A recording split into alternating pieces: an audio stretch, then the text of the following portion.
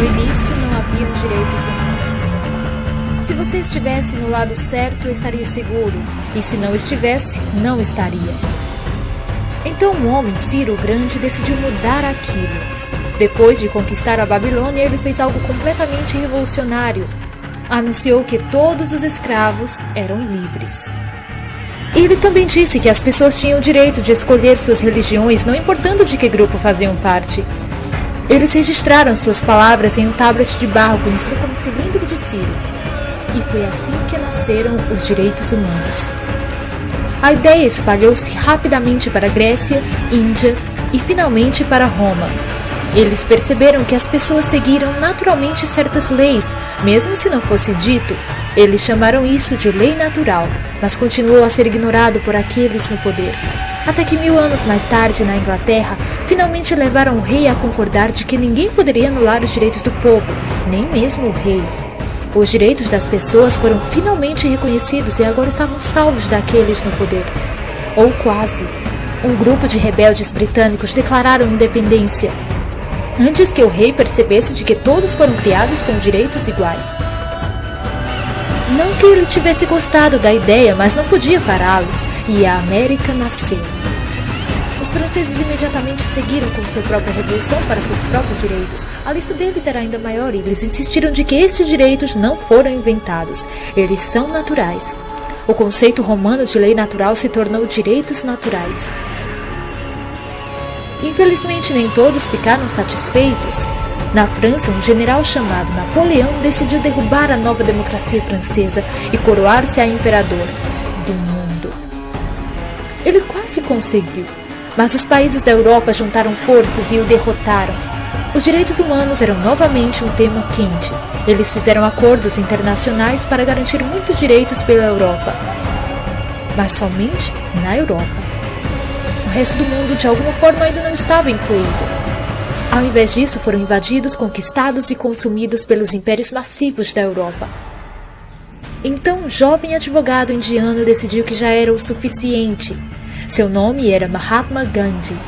E, em face à violência, ele insistiu de que todas as pessoas da Terra tinham direitos, não apenas na Europa. Por fim, mesmo os europeus começaram a concordar. Mas não ia ser tão fácil. 2 guerras mundiais surgiram. Hitler exterminou metade da população judaica da Terra, em campos de concentração terríveis. Ao todo, 9 milhões de pessoas morreram. Nunca os direitos humanos estiveram tão próximos da extinção. Nunca o mundo esteve tão desesperado por mudança. Então os países da Terra juntaram-se e formaram as Nações Unidas. Seu propósito básico era para reafirmar a fé nos direitos humanos fundamentais, na dignidade e valor da pessoa humana. Mas o que são os direitos humanos? São a proclamação de Ciro? A lei natural de Roma? A declaração da França? Todos pareciam ter uma ideia ligeiramente diferente do que os direitos humanos deveriam ser. Mas sob a supervisão de Eleanor Roosevelt, eles finalmente concordaram em um conjunto de direitos que se aplica absolutamente a todos. A Declaração Universal dos Direitos Humanos. O conceito francês de direitos naturais finalmente se tornou direitos humanos.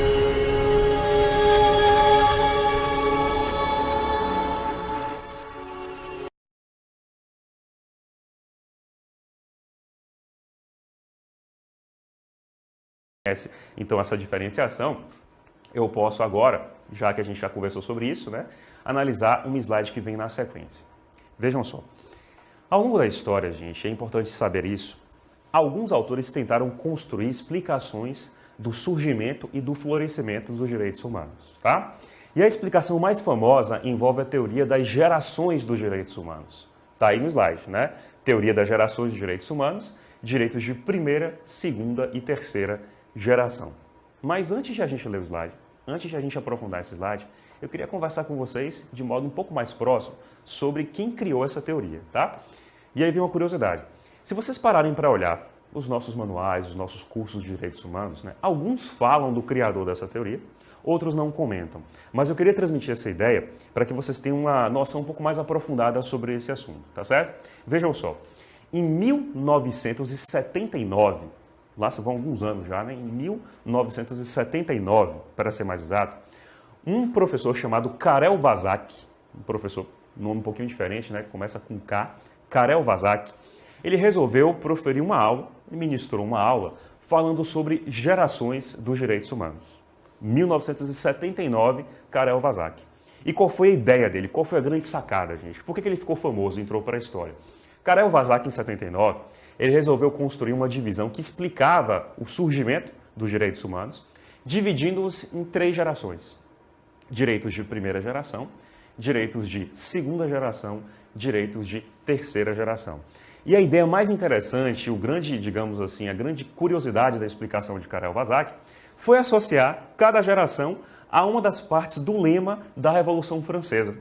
Primeira geração vinculada à liberdade, a segunda geração vinculada à igualdade e a terceira geração vinculada à fraternidade, né?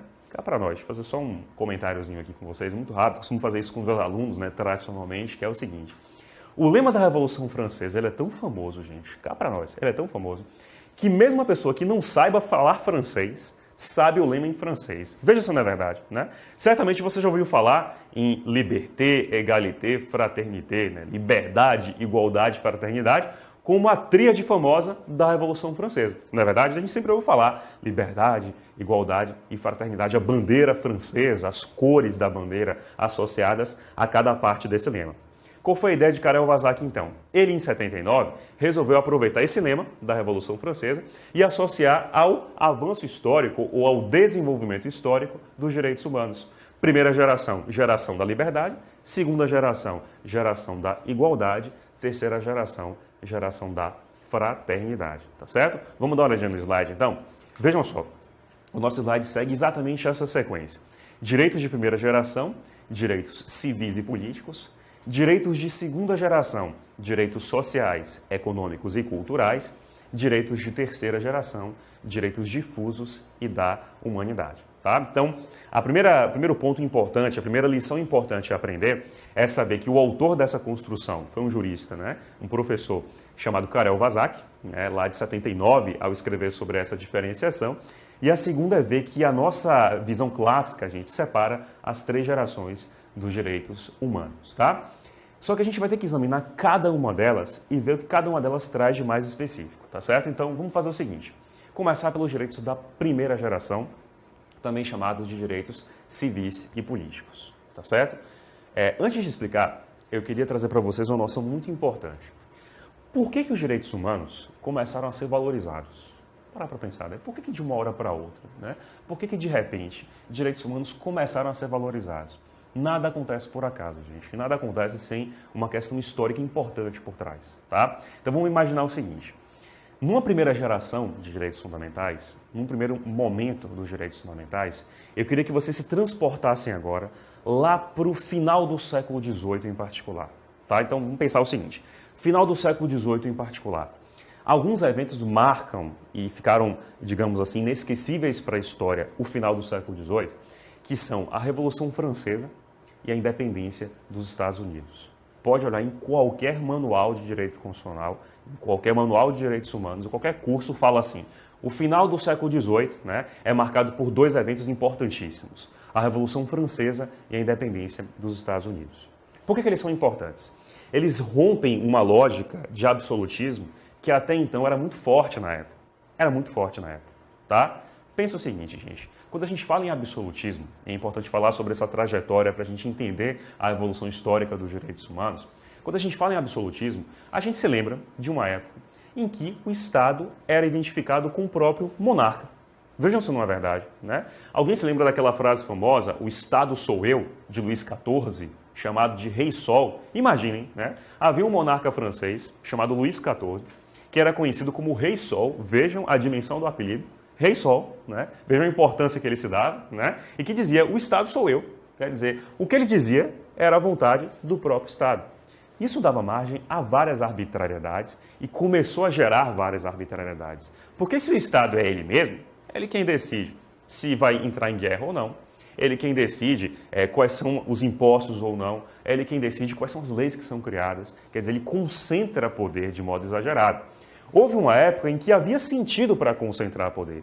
Mas a partir do final do século XVIII, gente, esse sentido de concentrar poder, ele vai se perder. Tá? Então vejam, a Revolução Americana e a Revolução Francesa e a Independência Americana, melhor dizendo, trouxeram uma diferenciação, digamos assim, uma grande quebra de paradigmas. E por quê? Porque aquele monarca absoluto, né, que era quem concentrava poder, que era quem detinha todo o poder consigo, digamos assim, ele começa a ceder espaço para a famosa separação de poderes, né? As ideias de Montesquieu, que a gente lembra, né, de poder legislativo, de um poder executivo, de um poder judiciário, elas começam a vicejar, né? A ideia de que um poder concentrado já não era mais interessante começa a tomar corpo, né? Só que nenhum monarca sairia do trono ou deixaria toda a sua trajetória, digamos assim, de governo por bem, né? Olha, acabou sua época, acabou seu momento. Isso não acontece por bem, geralmente. Acontece de modo traumático. E aconteceram dois traumas que marcaram o mundo todo. A Revolução Francesa e a Independência Americana, que trouxeram vários ideais, liberdade, igualdade, fraternidade, a ideia de separação de poderes, a própria ideia das constituições, né? Vamos ter documentos, vejam a importância disso, gente, vamos ter documentos que vão trazer os limites do Estado. Olha como é diferente, né? Aquele monarca que dizia, o Estado sou eu, está ultrapassado já. Vamos trazer documentos que digam, os limites do Estado são esses. O artigo 5º fala, esses são direitos fundamentais. O artigo 6º fala, esses são direitos sociais, olhando a Constituição atualmente, né? Mas naquela época, final do século XVIII, a gente tem a ideia de que as constituições serão limites ao poder do Estado. E serão limites ao poder do Estado e vão, ao mesmo tempo, garantir direitos. Vão garantir direitos. Tá? Lembrem aí das aulas de constitucional, para quem já assistiu às aulas de constitucional, né? Quem não assistiu, eu recomendo que faça, né? Porque em constitucional a gente vai chamar esse momento de constitucionalismo, né? Para alguns de constitucionalismo moderno, né? Então depende muito do foco de cada autor. Mas o que é importante saber? A limite, né, ao poder do Estado e a garantia de direitos fundamentais, tá certo? Aí alguém vai dizer assim, mas Gabriel, não entendi, por que você está explicando isso tudo para falar da primeira geração? Porque digamos assim, estes são os bastidores da primeira geração dos direitos humanos, tá? Há quem cite a Revolução Gloriosa na Inglaterra, mas no passado, lá no século XVII. Há quem cite a Revolução Francesa, há quem cite a Independência Americana. Mas o que é mais importante a gente saber? Num primeiro momento, os direitos humanos vão surgir, de acordo com essa primeira geração, como um limite à atuação do Estado. Eu não desejo que o Estado interfira em minha vida. Pensa assim, tá, gente? Eu não desejo que o Estado interfira em minha vida. Daí que vocês vão encontrar em alguns manuais a expressão direitos negativos. Os direitos de primeira geração são direitos negativos. Parece essa frase. Ou então, os direitos de primeira geração são liberdades públicas. Usando uma expressão francesa, os direitos de primeira geração são liberdades públicas, né? Ou então, os direitos de primeira geração são direitos de defesa, usando uma expressão de influência alemã. Vejam só, direitos negativos, repetindo, né? Liberdades públicas ou direitos de defesa. Qual é a lógica por trás disso? O que está por trás disso? Tá certo? Olhem para o slide, gente. Direitos civis e políticos, não é verdade? Primeira geração, direitos civis e políticos. Eu queria que vocês imaginassem agora o seguinte. Dentro dessa primeira geração dos direitos civis e políticos, eu tenho um apelo, gente. Eu tenho uma resistência a um Estado que era até então enorme, que tomava conta de tudo, tá? Eu tenho uma resistência a isso. Tenho direitos negativos, né? Liberdades públicas, direitos de defesa. Eu, indivíduo, quero me defender de um Estado que é gigantesco. Então, faça um exercício da seguinte maneira. Imaginem um indivíduo, tá? Um indivíduo que cria uma esfera de proteção contra a arbitrariedade do Estado. Essa é a primeira geração. Eu não quero que o Estado interfira em minha vida como fazia até então. Eu quero ter direito político, eu quero ter direito civil, porque eu quero criar uma esfera protetiva ao meu redor, tá? Que, portanto, me proteja das investidas arbitrárias do Estado. A ideia é essa, tá? Eu quero me proteger do Estado. Por isso que são direitos negativos, né? Eu não quero que o Estado interfira em minha vida. Eu não quero que o Estado, tá, tome conta de minha vida. Porque ele fazia isso direto, fazia isso com muita frequência anteriormente, tá? Essa é a primeira geração. Em alguns manuais, vocês vão encontrar a expressão direitos absenteístas ou abstencionismo estatal. Tá? O que significa isso? A lógica da primeira geração é a lógica de não querer que o Estado interfira em nossa vida. Eu não desejo a interferência estatal, eu pretendo que o Estado não interfira na minha realidade. Tá? Aí eu crio direitos civis e políticos e eu tenho toda essa história por trás dessa criação. Nada surge por acaso, tá, gente? Nada vem de uma hora para outra, tá bom? Então, pensa aí. Abstencionismo estatal, direitos negativos, direitos de defesa ou liberdades públicas estão no mesmo conjunto. São direitos de uma primeira geração. Qual foi o termo que Karel Vazak usou para se referir à primeira geração mesmo? Qual foi o lema aí da Revolução Francesa? Vocês se lembram qual é? O lema da liberdade. Por quê? Eu quero que o Estado não interfira em minha vida. A ideia básica seria essa, tá? Vamos dar uma olhadinha no slide de novo? Vejam só. Eu tenho lá primeira geração e depois eu tenho segunda geração. Direitos sociais, econômicos e culturais, tá? Também faz parte da explicação do nosso professor Karel Vazak, né? Do nosso autor Karel Vazak. Também está lá, presente na explicação dele. Mas vejam, eu tenho lá direitos sociais, econômicos e culturais, o que demanda uma outra explicação nossa. Tá? Então, presta atenção, gente. Vejam só. A história toma o seu curso, né, e as coisas começam a progredir. Então, o Estado fala assim, já que é assim, já que tem Constituição, separação de poderes, limitação ao arbítrio estatal, já que aquela ideia de concentração foi deixada de lado, então agora a gente vai também aceitar o que nos pedem. Né? Alguém pode me dizer qual é a Constituição? Né? Pode refletir aí, qual é a Constituição mais antiga que se tem notícia, lá desde o final do século XVIII? Tentar relembrar aí dos estudos de vocês, né? Pensa aí, qual foi a Constituição que foi a pioneira desse constitucionalismo moderno, né? Alguns chamam só de constitucionalismo. Qual foi a Constituição pioneira? A Constituição americana, de 1787, né? Se você der uma olhada na Constituição americana, meu amigo, você vai perceber o seguinte, direitos de defesa, liberdades públicas, ausência de interferência do Estado, toda essa lógica da primeira geração. Então tá, só que o tempo vai passando. E o tempo vai passando com vários fenômenos que vão acontecendo e vão gerando uma outra demanda. Vejam só, se nesse primeiro momento contar com a ausência de atuação estatal era ótimo, era a nossa grande conquista, isso começa a não se mostrar satisfatório. E vejam por quê. Acontece um fenômeno histórico que é a Revolução Industrial. E a Revolução Industrial, vejam como a história está sempre por trás, né? A Revolução Industrial, ela traz uma modificação de todas as relações de trabalho no mundo, né? Afinal de contas, eu preciso agora produzir mais para dar conta de outras demandas, né? A máquina a vapor surge, eu tenho um início de uma exploração do homem pelo homem. E aí o Estado dizia, mas vocês não queriam que houvesse uma ausência de minha interferência? Tá aí, não me interfiram. E aí o homem começou a explorar o próprio homem. O ser humano, gente, começou a se valer dessa liberdade maior para explorar o seu igual, o seu companheiro. E a gente começa a perceber jornadas terríveis de trabalho, a gente começa a perceber uma opressão enorme dos seres humanos em busca de produção cada vez maior, inclusive em patamares inacreditáveis. Então, crianças trabalhavam, né? Mulheres trabalhavam numa rotina extenuante, os homens acordavam de madrugada e trabalhavam até tarde. Né? Por quê? Por quê? Porque, afinal de contas, a liberdade estava aí para ser explorada, não é? Vejam só. Só que essa liberdade exagerada, ou essa liberdade talvez, digamos assim, desenfreada, também pode dar lugar à opressão, na verdade, como a gente comentou. E aí, algumas constituições perceberam isso. Né? Algumas constituições notaram que se ficassem assistindo apenas à liberdade desenfreada, a exploração seria terrível. Né? E quando é que isso acontece, gente? Especialmente com duas constituições que aparecem em todos os nossos manuais de direitos humanos, todos os nossos cursos de direitos humanos, que são a Constituição do México, de 1917, e a Constituição de Weimar, de 1919. Tenha atenção a esses dois marcos, tá? O México de 17, Weimar de 19. É a famosa República de Weimar, na Alemanha, né? De 1919. São constituições importantíssimas de índole social. São as primeiras constituições, gente, na história do mundo que trazem capítulos para direitos sociais. Olha que frase estranha.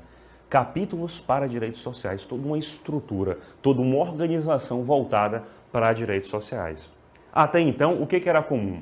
Constituição do tipo liberal, né? Direitos de liberdade, ora, direitos civis e políticos, resolviam um problema anteriormente, não é verdade? Só que agora não. Agora o Estado ele começa a ter uma ótica um pouco diferente, ele começa a intervir. Vejam só, ele começa a garantir direitos de intervenção estatal. Ele não abandona a liberdade, mas ele soma a liberdade à intervenção estatal. Tá certo? Então, pensa o seguinte, se anteriormente liberdade resolvia, agora eu tenho uma geração de igualdade. A segunda geração, gente, é a geração dos direitos humanos de igualdade, tá? A lógica qual é? O ser humano não pode explorar o ser humano sem alguns critérios. Ele tem que trabalhar com critérios, ele tem que respeitar a individualidade, ele tem que garantir direitos sociais, tá certo? Faça um teste, abra sua Constituição aí. Eu sempre digo, a gente não pode estudar em nenhum momento sem ter a Constituição ao lado, sem ter a Constituição por perto, né? Sem ter nossas leis por perto. Abra sua Constituição e olhe o artigo 6º da Constituição. Qual é o tema? São direitos sociais. Olha a diferença, né? São direitos sociais, aí tem lá educação, lazer, saúde, né? Moradia, alimentação, assistência à mulher, a proteção ao desamparado. Vejam se não tem tudo isso, né? Todos esses direitos são garantidos mediante o quê? A atuação do Estado, intervenção do Estado. Olha como a palavra vai mudar agora, gente. Presta atenção com isso, pelo amor de Deus. Fica atento para isso, ó. Primeira geração, a abstenção do Estado. Segunda geração, intervenção do Estado. O Estado agora tem que se fazer presente, porque se ele não se fizer presente, o ser humano explora o ser humano e os direitos não são atingidos como nós todos desejamos, tá certo? Então, as lógicas são bem diferentes. Gabriel, isso acontece de uma hora para outra? Jamais. Isso acontece por quê? Porque a história mudou, as demandas foram outras. Revolução Industrial, lembra aí, a Constituição Mexicana de 17, a Constituição de Weimar de 19, alguns vão citar de modo importante a Revolução Russa de 17. Olha a preocupação com o trabalhador, com os direitos sociais do trabalhador, com a Revolução Russa, que foi, digamos assim, um mote para a criação da famosa União Soviética posteriormente, né? Há outras demandas na história que exigem a intervenção do Estado. E a gente tem, portanto, duas gerações, gente. Uma primeira que garante a liberdade do indivíduo, porque o Estado antes oprimia demais, e uma segunda que assegura a intervenção do Estado para promover outros direitos, tá? Só que uma geração, cuidado, não substitui a outra. Na verdade, uma, ela acumula a outra, ela se, digamos, se junta à primeira geração. Então, a segunda geração de direitos humanos, ela vai se unir à primeira geração, só que explicando um outro contexto histórico, só que justificando um outro momento que a gente está vivendo, né, na história do reconhecimento aí dos direitos humanos, tá certo? Então, estamos agora na segunda geração dos direitos humanos, tá? Eu queria aproveitar essa reta final de nosso primeiro bloco para fazer, então, só uma rápida contextualização. O que a gente falou até agora? A gente conversou sobre, primeiro, uma rápida apresentação, né? Depois, o que separa os direitos fundamentais dos direitos humanos, né? Terminologicamente falando. E, na sequência, uma explicação inicial das gerações dos direitos humanos. Falamos da primeira e da segunda, tá certo? Então, a gente encerra por agora o nosso primeiro bloco e, na sequência, a gente continua falando sobre a famosa terceira geração dos direitos humanos e o que é peculiar a essa terceira geração dos direitos humanos, tá certo? Então, renovo aqui as minhas boas-vindas a todos e eu espero encontrá-los aí na sequência do nosso próximo bloco. Obrigado, gente.